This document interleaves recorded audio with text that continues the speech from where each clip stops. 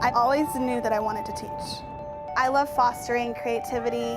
I love finding what my students want to do when they grow up and then just letting them run with it. My name is Molly Cisneros Haney. I teach 4th grade at Highland Park Elementary in San Antonio, Texas. A lot of our students come from single-parent homes. Their students feel like because of where they come from, they can't make anything of themselves. I grew up with a single parent. My mom worked 2 jobs just to put food on the table, so I understand what a lot of these kids go through. I always tell my kids there's no excuse. Yes, life is hard, but they need to have goals, and they're all going to go to college, and we want to prepare them for that. I think a good teacher knows their students.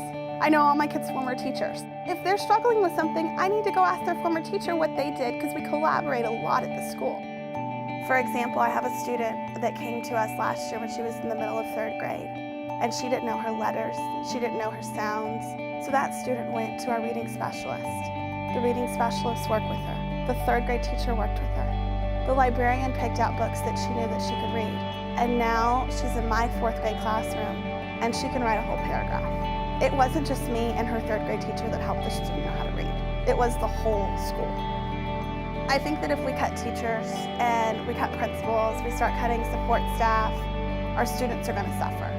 It's not about the adults at the school, it's about the students. I have 22 students in my classroom. If we get rid of the cap, we could have up to 30 students or more. Students need to feel comfortable in their learning environment, and it's really hard to do that when you are crammed in there like sardines.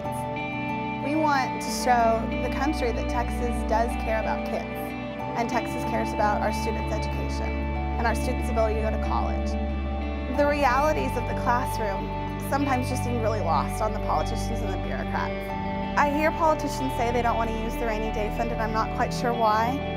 It's about the kids, and it is a rainy day, and we want to put Texas students first.